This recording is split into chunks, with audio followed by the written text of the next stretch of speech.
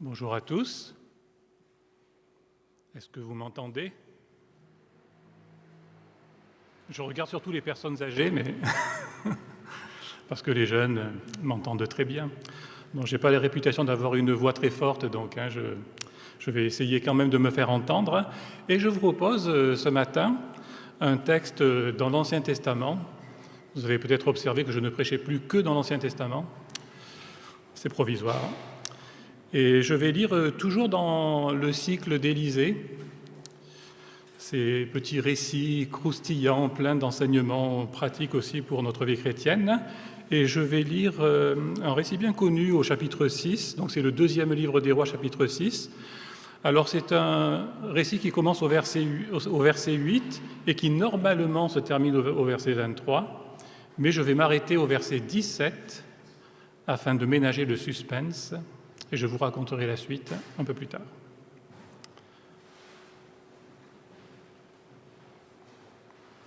Voilà, mais je vous invite à la prière avant de lire la parole de Dieu.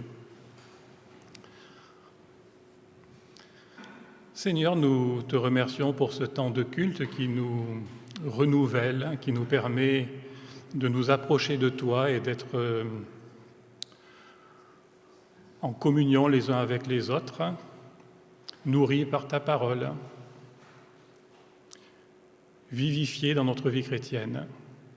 Nous avons tellement besoin de ton Saint-Esprit afin de voir les choses telles que toi tu les vois, afin d'être fortifiés dans notre foi, afin de grandir aussi en sagesse, en amour, en fraternité, en compassion, et porter le fruit de l'Esprit dans tous les domaines de notre vie chrétienne. Amen. Voilà, avant la lecture biblique, quelques mots. Tout au long de son ministère, Élisée alterne les petits miracles d'ordre privé qui passent quasiment inaperçus dans la société, comme lorsqu'il secourt une veuve qui vient de perdre son mari, mais aussi les grands miracles qui vont avoir un impact au niveau national. Et contrairement au miracle d'Élie, le prophète qui l'a précédé, dont les miracles manifestent surtout le jugement de Dieu, c'est assez dur parfois les miracles qu'Élie accomplit avec beaucoup de destruction chez l'adversaire. Les miracles d'Élisée manifestent principalement la compassion de Dieu à l'égard de son peuple, malgré ses nombreuses infidélités, et même à l'égard de ses ennemis, des ennemis de son peuple, comme cela apparaît précisément dans le texte que nous allons lire. Donc je lis à partir du verset 8 jusqu'au verset 17. Et lorsque vous entendrez Aram ou araméen, en fait c'est l'équivalent de Syrie ou syrien. Donc vous voyez que la Bible est d'actualité. Alors le roi d'Aram, donc le roi de Syrie, était en guerre contre Israël. Il tint conseil avec les gens de sa cour et dit « J'établirai mon campement à tel ou tel endroit. » Mais l'homme de Dieu, il s'agit du prophète Élisée, fit dire au roi d'Israël, qui s'appelle Joram à l'époque, « Garde-toi de passer par ce lieu, les Araméens y descendent. » Alors le roi d'Israël envoya des gens à l'endroit que l'homme de Dieu lui avait indiqué pour y monter la garde. Cela se produisit à plusieurs reprises. Le roi d'Aram eut le cœur troublé par cette affaire. Il appela les gens de sa cour et leur dit « Ne me direz-vous pas qui parmi les nôtres travaille pour le roi d'Israël ?» L'un d'eux répondit « Personne, ô roi. C'est Élisée, le prophète, qui est en Israël, qui rapporte au roi d'Israël les paroles que tu prononces dans ta chambre à coucher. » Le roi dit « Allez voir où il est, et je l'enverrai prendre. » On vint lui dire « Il est à Dothan. » Il y envoya des chevaux, des chars et une forte troupe qui arrivèrent de nuit et encerclèrent la ville. L'auxiliaire de l'homme de Dieu se leva de bonne heure et sortit. Et voici une troupe cernait la ville avec des chevaux et des chars. Le serviteur dit à l'homme de Dieu « Ah, maître, que ferons-nous » Il répondit « N'aie pas peur, car ceux qui sont avec nous sont plus nombreux que ceux qui sont avec eux. » Élisée pria, « Seigneur, ouvre ses yeux, je t'en prie, pour qu'il voie. » Le Seigneur ouvrit les yeux du serviteur, et il vit. La montagne était pleine de chevaux et de chars de feu tout autour d'Élisée.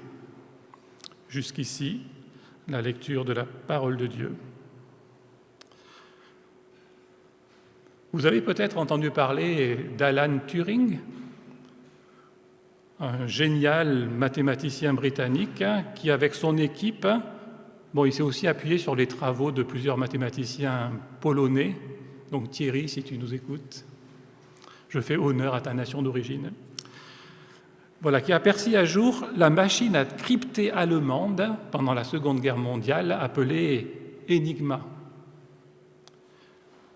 Le débarquement de Normandie doit en partie sa réussite à des opérations de désinformation et de diversion menées par les Alliés.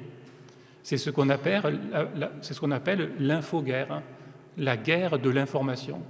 Si on arrive à avoir des infos sur la stratégie de l'adversaire, eh bien on a une longueur d'avance sur lui, et donc la victoire est beaucoup plus probable. Et parfois, si on peut faire capter à l'adversaire de fausses informations, eh bien on peut l'envoyer sur de fausses pistes, et donc là aussi la victoire est beaucoup plus probable. Alors je ne sais pas si vous l'avez remarqué, mais la vie chrétienne aussi est une infoguerre, une guerre de l'information. Le diable est d'ailleurs appelé le père du mensonge. Il nous envoie en permanence, de la part de la société qui nous environne, toutes sortes de fausses informations que Dieu est obligé de contrecarrer et par la prédication de la vérité afin de déjouer les manœuvres du diable. Ne vous est-il jamais arrivé de ne plus savoir que penser parce que vous étiez bombardé d'informations contradictoires? Qui croire? Où est la vérité? Pas facile de s'y retrouver lorsque des scientifiques reconnus émettent des avis divergents sur la vaccination. C'est un débat très actuel et très chaud sur les réseaux sociaux, chacun se référant à ses propres sources. Ou alors que des théologiens renommés ne s'accordent pas sur telle ou telle doctrine. Qui a raison? Qui croire? Fort heureusement pour nous, concernant les questions qui sont essentielles à notre salut, Dieu a ses espions, comme Élisée dans le camp syrien, pour nous avertir des stratégies de l'adversaire et nous annoncer clairement la vérité, comme nous le montre ce récit. Alors c'est ce que nous allons essayer de voir à travers les quelques versets que nous avons lus et la suite du récit. Le récit qui commence par une affirmation très simple: le roi d'Aram était en guerre contre Israël. L'Ancien Testament, finalement, parle très souvent de guerre entre Israël et puis les pays qui l'entourent, souvent d'ailleurs par sa propre faute. C'est un châtiment que Dieu envoie parce qu'il s'est montré infidèle. Et parfois, ça fait simplement partie du plan de Dieu pour nous exercer au combat, comme la vie chrétienne est un combat spirituel. Malgré toutes les alliances que les prédécesseurs du roi ont fait avec les Syriens, les Phéniciens, rien n'y fait, la guerre continue. Il y a des temps d'accalmie et puis des temps de reprise des combats. La seule alliance vraiment solide, celle qui nous garantit la paix, c'est l'alliance avec notre Dieu. C'est l'obéissance à ses commandements. Ce ne sont pas les alliances humaines qui, si souvent, sont fragiles et temporaires. Le roi tient conseil avec ses officiers.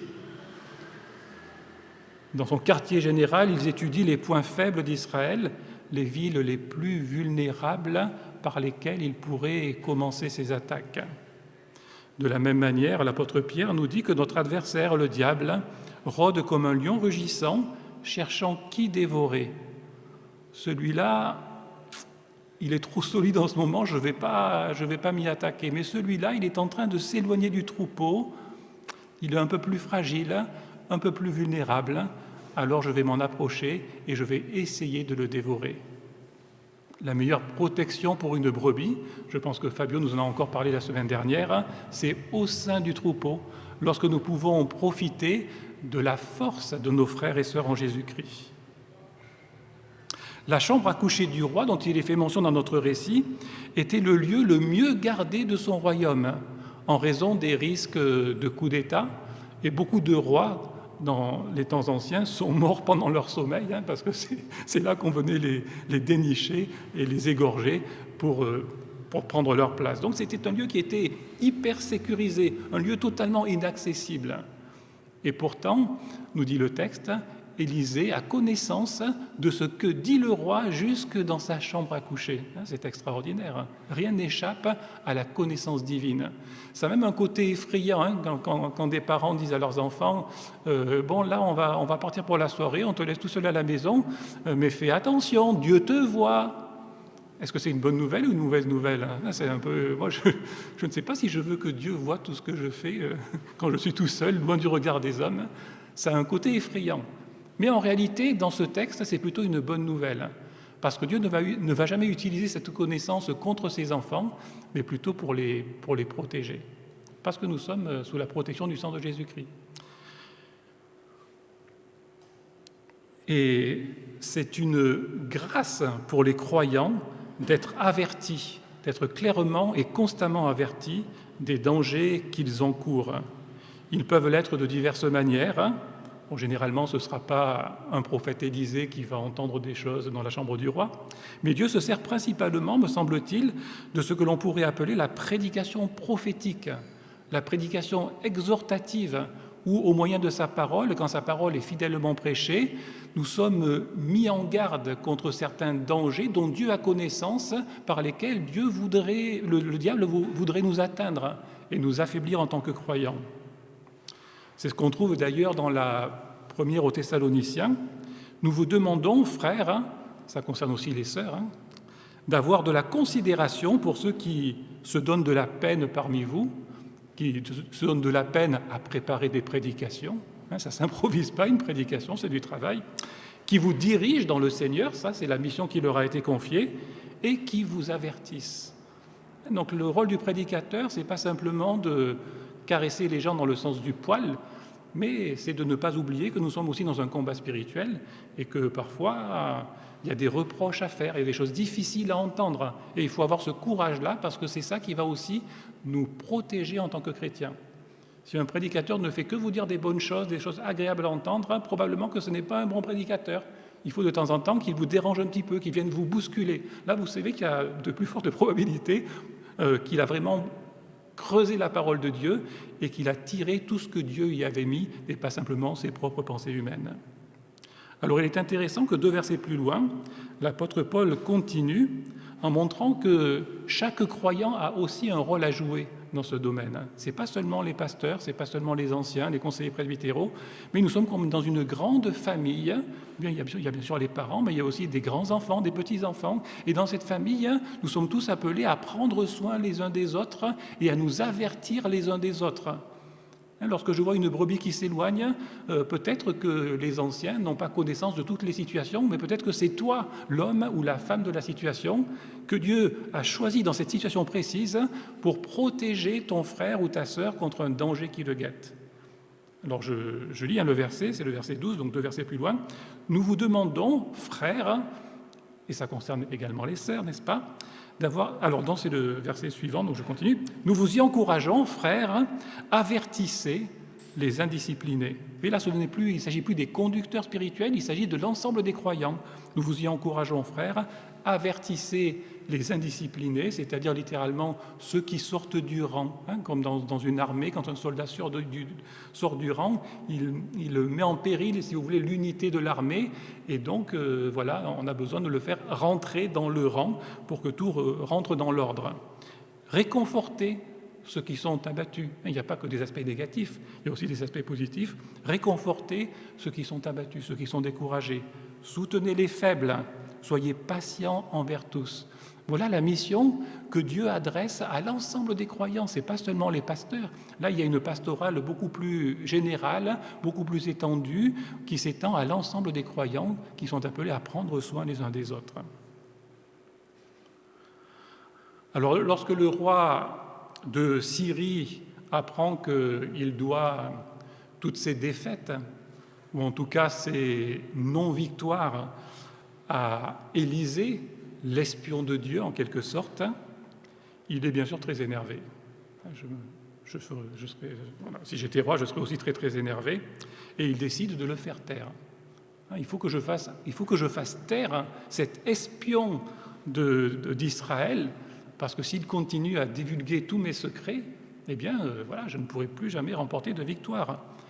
Donc je vais envoyer une forte troupe pour le capturer, et peut-être même que je vais pouvoir le renverser et en faire un espion double.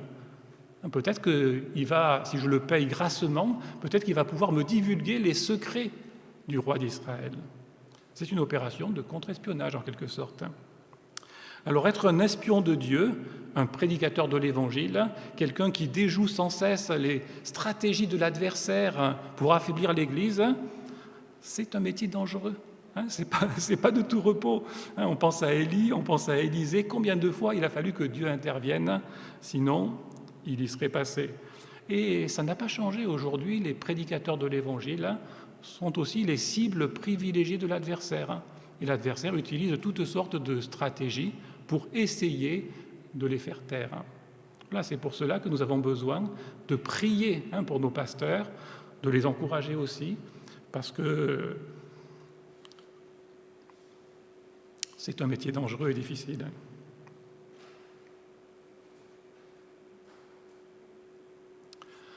Lorsque le serviteur d'Élisée aperçoit la troupe qui encercle la petite ville de Dothan, une ville sans trop de défense, une ville totalement vulnérable, eh bien, il prend peur.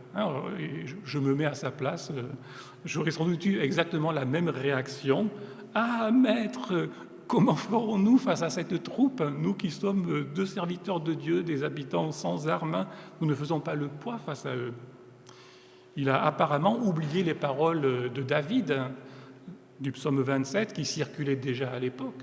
Les psaumes étaient bien connus en Israël, alors peut-être un peu moins dans le nord parce qu'ils avaient un peu dévié doctrinalement, mais malgré tout ça circulait, et Élisée sans doute les connaissait et les avait appris à son serviteur. « Si une troupe dressait son camp contre moi, mon cœur n'aurait aucune crainte. Si une guerre s'élevait contre moi, malgré cela, j'aurais confiance. » Alors souvent, il faut reconnaître que dans notre vie, il y a un décalage entre les promesses que nous chantons ou que nous sommes capables de réciter par cœur, et puis lorsque je suis dans la situation, j'ai oublié ce que disait la parole de Dieu, et je suis saisi de panique. Et là, j'ai besoin de me rappeler la parole de Dieu, ou comme dans le cas du serviteur, j'ai besoin que quelqu'un soit patient envers moi, comme Élisée l'a été avec son serviteur. Vous remarquerez qu'il ne se met pas en colère contre lui, il ne cherche pas à le culpabiliser, espèce d'incrédule, quand même, tu as déjà oublié la parole de Dieu. Non, il le traite avec beaucoup de douceur, de la même manière que nous devrions nous traiter les uns avec les autres. Soutenez les faibles, dit l'apôtre Paul. Donc ne les enfoncez pas, mais plutôt encouragez-les et aidez-les à avoir un regard renouvelé sur cette situation dangereuse. Alors Élisée le fait au moyen d'une parole et d'une vision. « N'aie pas peur », une expression qui revient très souvent dans l'Écriture, parce que les croyants, il faut le croire, ont souvent besoin d'être rassurés. Donc n'aie pas peur, car ceux qui sont avec nous sont plus nombreux que ceux qui sont avec eux. Ne te fie pas aux apparences. Extérieurement, c'est vrai, ils sont plus nombreux et plus forts que nous. Mais si tu intègres Dieu dans l'équation et la réalité de la guerre spirituelle dans laquelle nous sommes impliqués, mais en réalité, c'est nous qui sommes les plus nombreux et les plus puissants. Oui, en fait, Élisée ne nie pas la réalité de la menace, mais il la replace dans le cadre plus large du combat entre la lumière et les ténèbres, entre les anges et les démons. Et ça change le regard du serviteur sur la situation. Alors, parce que ce combat est invisible, il faut un instrument spécial pour l'apercevoir. Cet instrument, c'est la foi. C'est par la foi que nous pouvons apercevoir les réalités invisibles, comme nous le rappelle l'auteur de l'Épître aux Hébreux. La foi, c'est la réalité de ce qu'on espère, l'attestation de choses qu'on ne voit pas. Certes, je ne les vois pas, ces chars de feu, ces chevaux de feu. Normalement, nous, en tant que chrétiens ordinaires, on ne va pas avoir le privilège de les voir, mais pourtant, par la foi, nous pouvons nous saisir de cette réalité. Dieu peut ouvrir les yeux de notre foi, et même si je ne vois rien avec mes yeux physiques, je sais que Dieu est avec moi, que Dieu me protège, que ses anges sont là pour me garder, et cela change totalement mon regard sur la situation. Alors dans notre récit, Élisée permet, ça ne se passe pas toujours comme ça, mais parfois Dieu le permet, à son craintif serviteur d'avoir un aperçu des ressources invisibles que Dieu met sans cesse à la disposition de son peuple. Seigneur, ouvre ses yeux, je t'en prie, pour qu'il voie. Le Seigneur ouvrit les yeux du serviteur et il vit. La montagne était pleine de chevaux et de chars de feu tout autour d'Élisée. C'est un des récits d'ailleurs où Élisée prie le plus. À trois reprises, Élisée prie pour que Dieu ouvre les yeux, pour que Dieu ferme les yeux, pour que Dieu rouvre les yeux. Et nous avons aussi besoin de prier pour que Dieu nous ouvre les yeux et nous permette de voir les choses comme lui les voit, avec une sagesse d'en haut, avec une sagesse spirituelle, et à adopter les attitudes que Dieu attend de nous dans les situations parfois complexes auxquelles nous sommes confrontés. Seigneur, ouvre mes yeux, je t'en prie, afin que je voie. Seigneur, ouvre nos yeux. Alors, c'est là que j'ai arrêté la lecture tout à l'heure, afin de ménager un peu le suspense, parce que voilà, si on s'arrête là, on peut se demander, mais comment ça va se poursuivre ? Ma tendance naturelle serait de penser qu'on aura une suite à la Indiana Jones, dans Les Aventuriers de l'Arche perdue, quand les nazis essayent de s'emparer de l'Arche de l'Alliance, et que tout à coup un feu sort de l'arche et consume tous ces méchants soldats. Là, on se dit, voilà ce qui va se passer. Il y a des chars de feu, il y a des chevaux de feu, ils vont se précipiter sur la troupe syrienne et les consumer sur place. Après tout, c'est tout ce qu'ils méritent. Mais ce n'est pas du tout ce qui se passe, en tout cas dans ce récit. Il y a d'autres récits, notamment avec Élisée, le prophète du jugement, où ça s'est moins bien passé. Les troupes venues l'arrêter ont été consumées par le feu, mais dans le cas d'Élisée, prophète de la grâce, qui préfigure en quelque sorte le ministère compatissant du Seigneur Jésus-Christ, eh bien ça ne se passe pas du tout comme ça. Et Élisée manifeste à la fois la puissance de Dieu, il montre très clairement que c'est Dieu qui maîtrise la situation, mais aussi sa miséricorde, en priant l'Éternel de frapper la troupe ennemie, non pas par le feu du ciel, mais tout simplement d'aveuglement, de cécité. Alors il ne s'agit pas vraiment d'un aveuglement total, puisqu'il continue à voir les choses, et même à suivre Élisée jusqu'à Samarie, mais c'est comme si leur perception était troublée. Ils ne voient pas les choses comme ils devraient les voir, et ça permet à Élisée d'en faire ce qu'il veut, ou à Dieu, si vous préférez, d'en faire ce qu'il veut. La Bible de Jérusalem, je crois d'ailleurs, traduit en disant qu'ils ont été frappés de la berlue, une expression que nous connaissons bien dans le Midi. La berlue, c'est je vois encore, mais c'est pas très clair quand même. Donc voilà. Et c'est ce qui se passe avec les soldats syriens. Ils n'y voient plus très très clair, et c'est suffisant pour que Élisée échappe à leur dessein d'arrestation. Alors Élisée aurait pu profiter de sa position de supériorité pour écraser les ennemis d'Israël, mais il fait preuve de bienveillance à l'égard de ces méchants soldats. Il demande au roi de les nourrir et de les laisser partir, amassant ainsi des charbons sur leur tête. D'ailleurs, il est intéressant que le récit commence en affirmant que le roi de Syrie était en guerre avec Israël, et il se termine en disant « Les troupes araméennes ne revinrent plus dans le pays d'Israël. » Élisée avait trouvé la bonne stratégie. Aimer ses ennemis, prier pour eux, les bénir est souvent la meilleure façon de mettre fin à l'escalade de la violence. Dans tous les conflits que nous pouvons connaître, c'est souvent la clé. Quel est le plus intelligent qui va mettre fin à l'escalade de la violence en se montrant positif, encourageant, plutôt que d'essayer à chaque fois d'en rajouter une couche. Cet étrange récit me fait penser à plusieurs épisodes de la vie de Jésus, comme la fois où il a échappé à la fureur des habitants de Nazareth, qui voulaient le précipiter du haut d'une montagne. Et l'évangéliste nous dit que lui, il passa au milieu d'eux et il s'en alla. Voilà, il faut croire que les habitants de Nazareth ont été frappés de berlus, comme les soldats syriens, et que Jésus maîtrisait parfaitement la situation. 3 ans plus tard, lorsque une troupe de soldats viennent arrêter Jésus dans le jardin de Gethsémanée, je crois que ces gens qui donnent cette précision, les soldats reculent et tombent à la renverse, comme s'ils avaient aperçu des chars de feu. Ce n'est pas juste cet homme, Jésus, qui est en face de nous, mais c'est quelqu'un qui est plus fort, plus grand que nous, et il tombe à la renverse. Et pourtant, Jésus les laisse s'emparer de lui, le lier de chaînes. Il se laisse conduire à la croix pour y accomplir l'œuvre de délivrance que son Père lui a confiée. Et sur la croix, il va prier « Père, pardonne-leur ». Ce sont ses ennemis, ils l'ont arrêté, mais « Père, pardonne-leur, car ils ne savent pas ce qu'ils font ».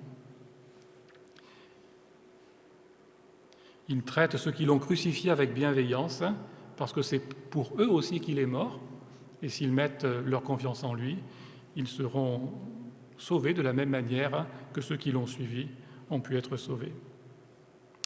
On pourrait dire également que le Christ est l'espion de Dieu par excellence, qui a été envoyé dans le monde pour dévoiler les desseins du diable et détruire ses œuvres. Sa plus belle victoire stratégique est sa mort sur la croix, alors que ses ennemis pensaient enfin avoir eu raison de lui. En fait, c'était sa plus belle victoire. Il était en train d'accomplir l'œuvre pour laquelle, précisément, il était venu sur terre. D'ailleurs, c'est intéressant de voir que dans le livre des Actes, il est fait mention de la conversion de Syriens qui passaient par là, à Jérusalem, qui ont entendu le message de l'Évangile et qui ont été sauvés, des descendants peut-être de cette troupe venue arrêter le prophète Élisée. On peut penser bien sûr aussi à Jésus qui, tout au long des évangiles, est celui qui ouvre les yeux des aveugles et qui ferme les yeux de ceux qui pensent y voir clair, les pharisiens. Il a eu le pouvoir d'ouvrir nos yeux, mais aussi de les fermer lorsque nous endurcissons notre cœur et que nous ne voulons pas nous mettre à l'écoute de sa voix. Aujourd'hui, c'est depuis le ciel qu'il équipe ses serviteurs, les pasteurs, les enseignants, les anciens, pour poursuivre son œuvre de dévoilement de la vérité divine et des manœuvres de l'adversaire. C'est pourquoi il nous faut être à l'écoute de leur enseignement et prier pour eux, comme je le disais tout à l'heure, afin qu'ils puissent continuer à nous annoncer avec courage et avec clarté la parole de la vérité. Prions.